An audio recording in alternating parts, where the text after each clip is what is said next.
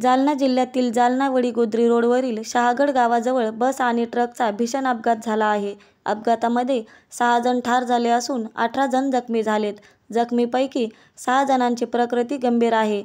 दरम्यान अंबाजोगाई महामंडळाची बस होती, ती जालन्याला जात होती. अंबडपासून 10 किलोमीटरवर झालेल्या या अपघातामुळे जालना-बीड मार्गावरील वाहतूक कोंडी झाली आहे.